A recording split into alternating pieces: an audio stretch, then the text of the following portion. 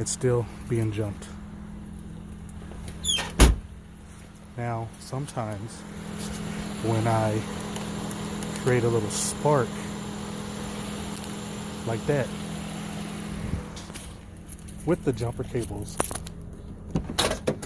see, now it's on. What is up with that? I do not understand that. Why? Look, now it comes on. I don't know why it does that. I sat here for 20 minutes with these cables on, trying to jump it, but it will not jump unless I create a spark with the jumper cables.